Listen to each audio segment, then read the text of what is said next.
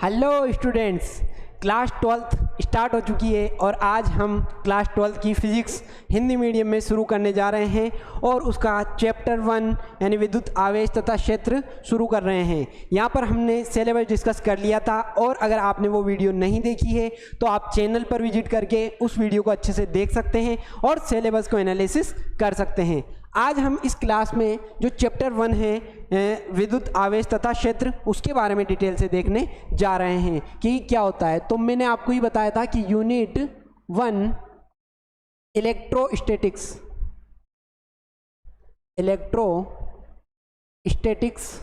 जिसमें हमारे पास दो चैप्टर 1 और चैप्टर 2, ये दो चैप्टर हमारे पास किसमें है, इलेक्ट्रोस्टैटिक्स यानी यूनिट फर्स्ट वाली में हमारे पास ये दो चैप्टर देखने को मिलते हैं। अब यहाँ पर ये बात है कि इलेक्ट्रोस्टैटिक्स, इसका मतलब क्या है कि इलेक्ट्रो का मतलब चार्ज और स्टैटिक्स का मतलब एट रेस्ट यानी आवेश, और वो कैसा है, स्थिर अवस्था में, स्थिरावस्था में। और इसका मतलब इसमें हिंदी में नाम क्या है हमारे पास, स्थिर वैद्युतिकी, स्थिर वैद्युत या स्थिर वैद्युतिकी यानी ऐसी घटनाएं या ऐसी बात जिसमें आवेश विरामावस्था में है। इसमें आवेश क्या हो रहा है, गतिमान अवस्था में नहीं है, केवल रुका हुआ है, रुका हुआ आवेश। अब ये जो हमारे पास यूनिट है इलेक्ट्रोस्टैटिक्स, इसमें किसकी बात हो रही है, केवल और केवल रुके हुए आवेश के बारे में बात हो रही है। बात करते हैं आवेश की कि ये आवेश क्या होता है हमारे पास। आवेश जिसे इंग्लिश में क्या बोलते हैं हम, चार्ज। कोई सी भी चीज होती है उसकी कुछ ना कुछ बेसिक क्वालिटी होती है। जैसे मान लीजिए द्रव्यमान है, अब द्रव्यमान की वजह से हम नीचे गुरुत्वाकर्षण पर फील कर रहे हैं, नीचे पृथ्वी पर खड़े हुए हैं और पृथ्वी का एक द्रव्यमान है जिसके कारण वो हम पर गुरुत्वाकर्षण बल लगा रही है। 11th में हमने पढ़ा था कि गुरुत्वाकर्षण क्या होता है कि दो भौतिक कणों को आपस में अपनी तरफ आकर्षित करने के गुण को क्या कहते हैं, गुरुत्वाकर्षण। जैसे ये पृथ्वी है और इस पृथ्वी पर एक कोई व्यक्ति खड़ा है, तो ये दोनों एक दूसरे को क्या कर रहे हैं, आकर्षित कर रहे हैं। लेकिन पृथ्वी का जो द्रव्यमान m है, कैपिटल M, वो इस व्यक्ति के द्रव्यमान की अपेक्षा बहुत ज्यादा है। इस वजह से ये इसको ज्यादा आकर्षित कर पा रहा है और अपनी तरफ ले पा रहा है। इसी प्रकार जो आवेश होता है, आवेश वो विद्युत क्षेत्र और चुंबकीय क्षेत्र उत्पन्न करता है। विद्युत क्षेत्र और चुंबकीय क्षेत्र उत्पन्न करता है। अब द्रव्यमान की वजह से ये गुरुत्वाकर्षण उत्पन्न कर रहा था, इसमें भी द्रव्यमान है, इसमें भी द्रव्यमान है, लेकिन गुरुत्वाकर्षण किसका ज्यादा, इसका ज्यादा। तो द्रव्यमान गुरुत्वाकर्षण उत्पन्न भी कर सकता है और गुरुत्वाकर्षण को अनुभव भी कर सकता है। उसी प्रकार आवेश भी क्या करेगा, विद्युत क्षेत्र और चुंबकीय क्षेत्र को उत्पन्न भी कर सकता है और अनुभव भी कर सकता है। अब ये चीज हमने फील कर ली कि इसको हम कैसे देख सकते हैं, तो अब उसको परिभाषिक तौर पर देखते हैं कि ऐसी भौतिक राशि या भौतिक गुणधर्म जो विद्युत क्षेत्र और चुंबकीय क्षेत्र उत्पन्न करे या इनका अनुभव कर सके, उसे ही हम क्या कहेंगे, आवेश। अब उत्पन्न करने की बात तो हमें समझ में आती है कि हम उस चीज को उत्पन्न कर सकते हैं। अनुभव कैसे करते हैं, उस चीज को देखते हैं। जैसे मान लीजिए ये कोई क्षेत्र है, नेक्स्ट पेज पे लेते हैं, कलर चेंज कर लेते हैं। ये कोई क्षेत्र है जो एक विद्युत क्षेत्र है। इसमें हमारे पास क्या है, विद्युत क्षेत्र। और एक कण है हमारे पास जो अनावेशित है, और एक कण है हमारे पास जो आवेशित है। अब अनावेशित कण को जब इसमें से गुजारा जाएगा तो ये तो अनावेशित है, ये तो न विद्युत क्षेत्र उत्पन्न कर रहा है न चुंबकीय क्षेत्र उत्पन्न कर रहा है, तो इस पर विद्युत क्षेत्र का कोई प्रभाव ही नहीं पड़ेगा।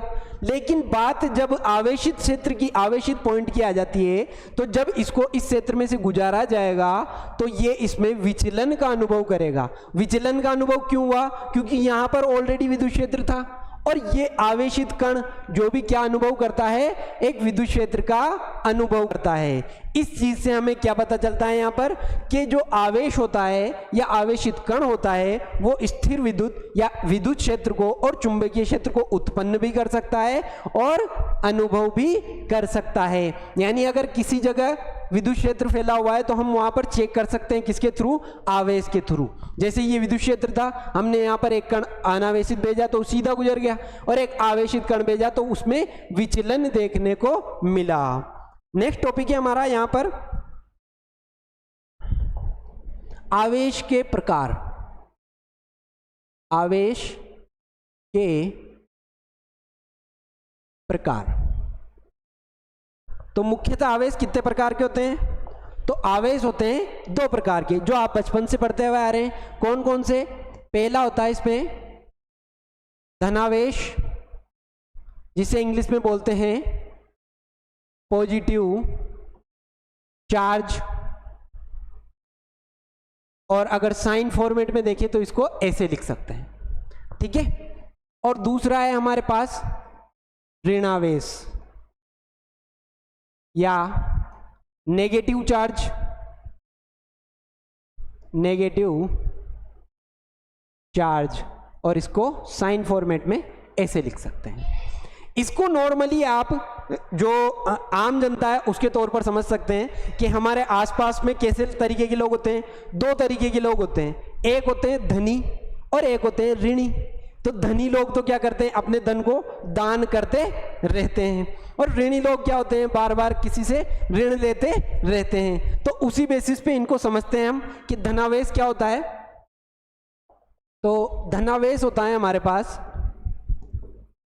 जिसके पास आवेशों की धन मात्रा है, यानी वो धनावेश है, ऑलरेडी वो धनी है। जैसे कोई व्यक्ति है एक्स, इसके पास ये एक परमाणु संरचना के तौर पर देख लीजिए इसको, कि ऐसे समझते हैं इसको एक एग्जाम्पल के तौर पर। सोडियम एक परमाणु है, ठीक है।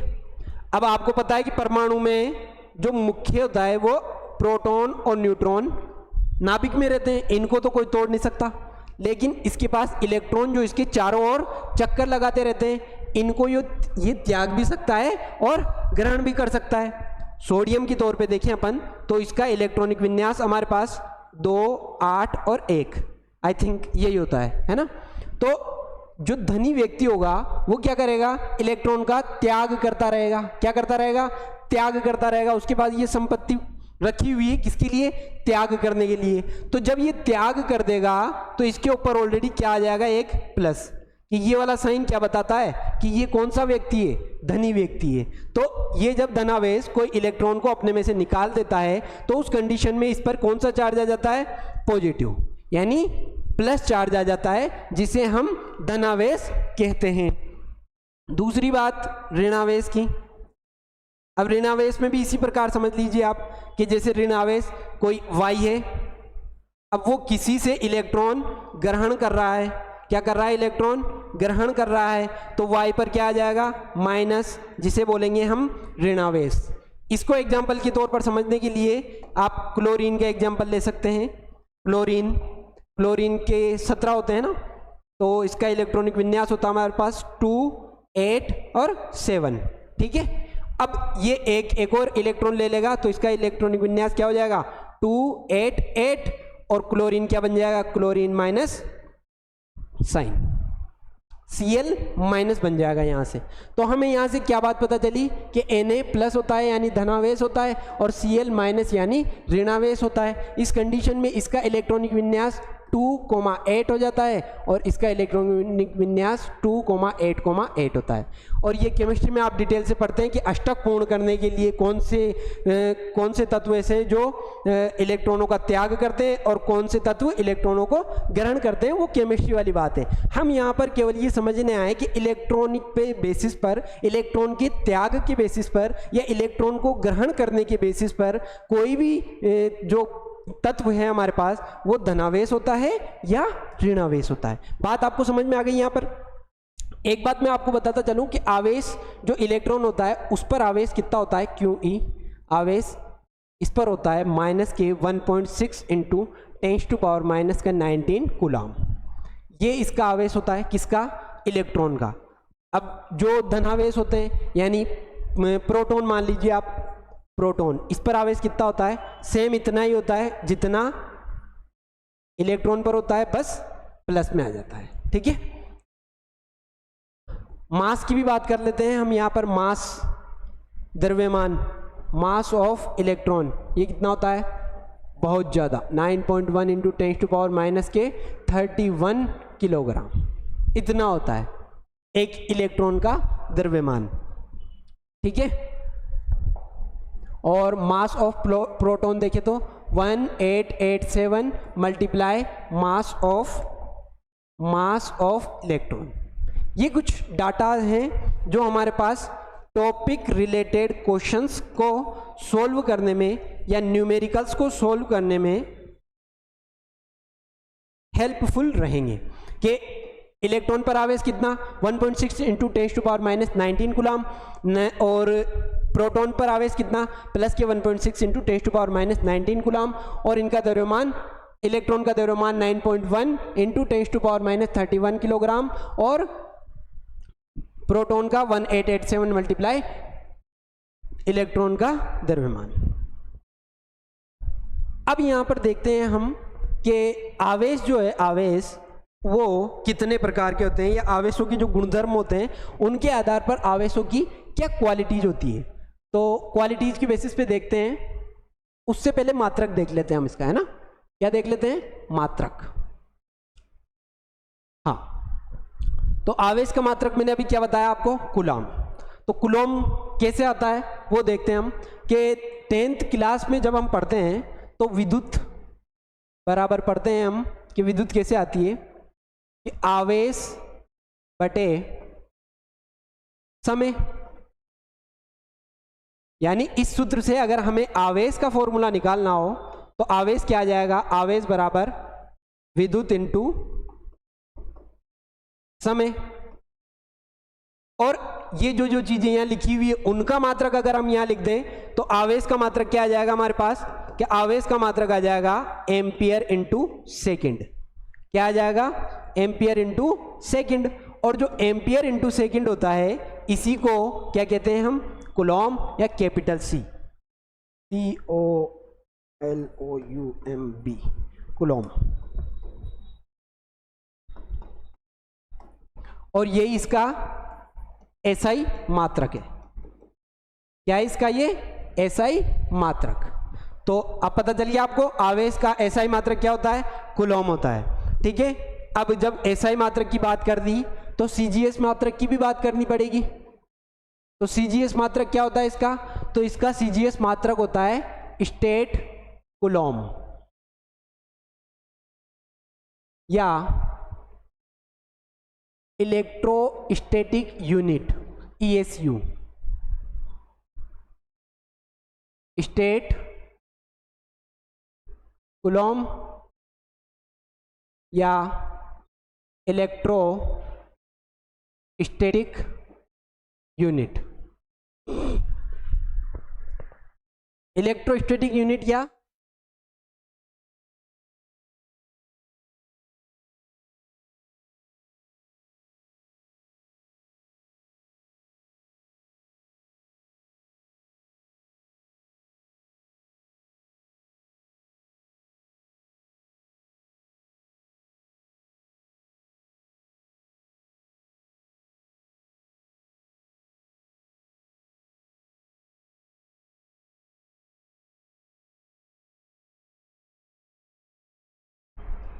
एक ESU बराबर होता है 3 × 10⁹ कूलॉम।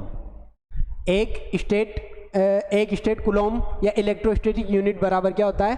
3 × 10⁹ कूलॉम के बराबर होता है। आगे नेक्स्ट इसकी कुछ मिनी यूनिट्स है, माइक्रो यूनिट्स जिनको बोला जाता है, वो कौन कौन सी है उनके भी बारे में एक बार हम चर्चा कर देते हैं। छोटी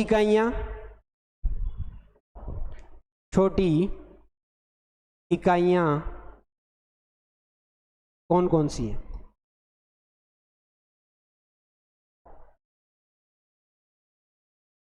एक मिनी कूलॉम, इसमें होते हैं 10⁻³ कूलॉम। एक माइक्रो कूलॉम, इसमें होते हैं 10⁻⁶ कूलॉम। एक नैनो कूलॉम, इसमें होते हैं 10⁻⁹ कूलॉम। और एक पीको कूलॉम, इसमें होते हैं 10⁻⁻12 कूलॉम। एक होता है फेराडे। तो अगर ये पूछा जाए कि कूलॉम की या आवेश की सबसे बड़ी यूनिट कौन सी है, तो आवेश की सबसे बड़ी यूनिट, सबसे बड़ी इकाई फेराडे होती है। कौन सी होती है? फेराडे होती है। और एक फेराडे बराबर 96500 कूलॉम होते हैं। ठीक है, एक फेराडे बराबर 96500 यानी 96,500 कूलॉम आपके पास देखने को मिलते हैं। एक और यूनिट होती है इसकी EMU, electromagnetic unit. Electromagnetic unit, ये एक EMU में हमारे पास 1/10 कूलॉम देखने को मिलते हैं। बात समझ में आई कि एक EMU में हमारे पास क्या देखने को मिलते हैं? 1/10 EMU। अब इनको एक बार एक साथ लिख लेते हैं कि एक कूलॉम हम कैसे कैसे लिख सकते हैं कि 3 × 10⁹ ESU बराबर 1/10 EMU के फॉर्मेट में।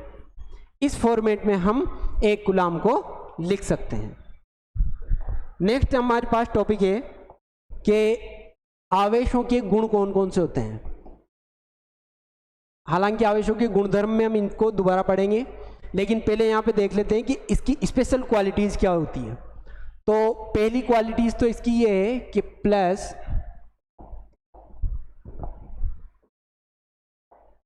देखिए, प्लस प्लस माइनस माइनस, यानी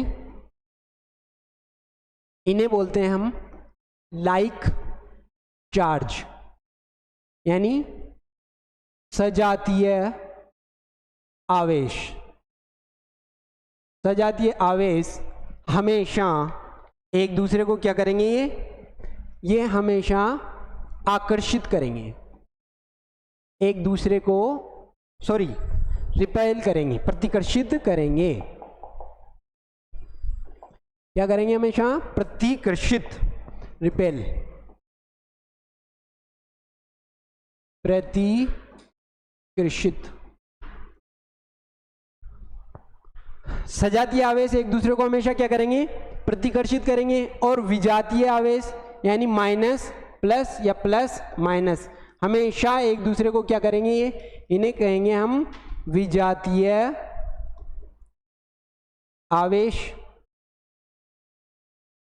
और ये एक दूसरे को हमेशा क्या करेंगे? आकर्षित करेंगे। ये एक दूसरे को हमेशा क्या करेंगे? आकर्षित करेंगे।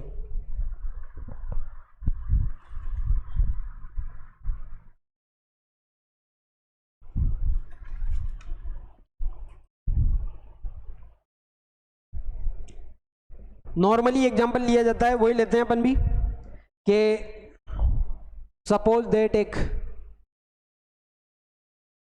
ज़्यादा बड़ा हो गया।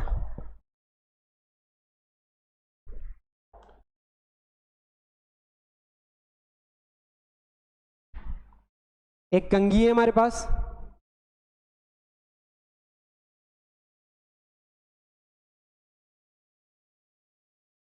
क्या है? एक कंघी, कंघी थोड़ी ऐसी बनी है, काम चला लेते हैं अभी तो। कंघी है एक हमारे पास, उसको हम जब बालों में रब करते हैं तो वो कैसी हो जाती है? आवेशित हो जाती है। इस बात को समझ लीजिए कि कोई सा भी कण, कोई सा भी पदार्थ, कोई सा भी तत्व, वो क्या होते हैं? उनमें नेट आवेश शून्य होता है, यानी उसमें आवेश, धनावेश और ऋणावेश की मात्रा समान होती है। इस वजह से उसको हम क्या कहते हैं? उदासीन। क्या कहते हैं उसको? उदासीन। अब इसको जैसे ही रब किया तो इसमें क्या हो गए? सपोज करते हैं हम यहाँ से ऋणावेश खत्म हो गए। अब यहाँ पर जो थे कागज के टुकड़े रखते हैं, तो कागज के टुकड़े क्या करेंगे? जब कागज के टुकड़ों के पास इनको, इस कंघी को लाया जाएगा तो ये कण स्वतः ही इस पर चिपकने का प्रयास करेंगे, इसकी तरफ अट्रैक्ट होंगे। तो इससे हमें क्या बात पता चली कि जो उदासीन परमाणु होते हैं, उदासीन कण होते हैं, वो आवेशित, जो आवेशित तत्व है हमारे पास, उसकी तरफ आकर्षित होंगे। तो विजातीय आवेश तो एक दूसरे को आकर्षित करेंगे ही सही, लेकिन उदासीन कण भी आवेशित कण की ओर आकर्षित होते रहते हैं। नेक्स्ट गुण है हमारे पास योज्यता का गुण। किसका गुण? योज्यता का गुण, यानी आवेशों को, आवेशों को उनके चिन्हों के अनुसार, चिन्हों के साथ जोड़ा जाता है, जोड़ा जाता है। मान लीजिए एक कंटेनर है, इसमें हमारे पास +12 कूलॉम, +10 कूलॉम, -11 कूलॉम, -2 कूलॉम, ये आवेश है हमारे पास। क्या ये आवेश है हमारे पास? अब हमें इसमें टोटल कुल आवेश या नेट आवेश की गणना करनी है, नेट चार्ज या नेट आवेश की गणना करनी है। तो क्या करना पड़ेगा हमें? यहाँ पर जो जितने भी आवेश है Q1 + Q2 + Q3 + Q4, इनको इनके साइन के साथ, इनके साइन प्लस या माइनस के साथ हमें रखना होगा। तो कैसे लिखेंगे इसको? +12 कूलॉम, +10 कूलॉम, +-11 कूलॉम, +-2 कूलॉम। कितने हो गए ये? 22 - 13। तो कितने हो गए ये बचे हमारे पास प्लस के 9 कूलॉम। ठीक है, प्लस के 9 कूलॉम हमारे पास टोटल आवेश यहां पर बचे। अब ये जो हमने आकर्षण और प्रतिकर्षण की बात कही, उस चीज को हम यहां पर एक बार देख लेते हैं। उससे पहले मैं आपको एक सवाल देकर जा रहा हूं, उसको आपको कमेंट बॉक्स में उसका आंसर देना है कि किसी उदासीन वस्तु पर, सवाल है हमारे पास कि किसी उदासीन वस्तु पर कोई आवेश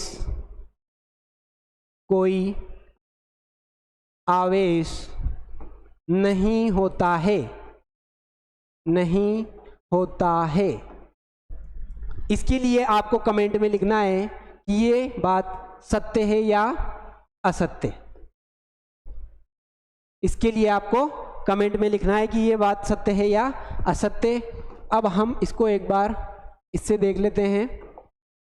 हाँ, ये हमारे पास एक स्वेटर है और एक बैलून है, तो इस पर टोटल चार्ज है, ये दिख रहे हैं हमको। एक बार ऐसे नॉर्मल लेते हैं कि ये क्या है हमारे पास? एक वॉल, दीवार है। ये क्या है? एक गुब्बारा है। और ये क्या है? एक वुलन शर्ट या स्वेटर है हमारे पास। अब इसमें क्या होता है, हम चार्ज देख लेते हैं एक बार कि चार्ज किस पे है। तो सब पे चार्ज है कुछ ना कुछ। अब जैसे ही हमने इसको इस पर रब किया किया रब, तो इस पर क्या आ गया, इस पर आ गए नेगेटिव चार्ज, और इस पर, इस वाले पोर्शन पर जहां पर हमने रब किया वहां पर धनावेश आ गए। अब जैसे ही इसको छोड़ा जाएगा तो ये क्या होगा, उसकी तरफ आकर्षित होगा। क्या होगा, आकर्षित होगा। छोड़ो यहां से पकड़ के वापस से, तो ये क्या हो रहा है, आकर्षित।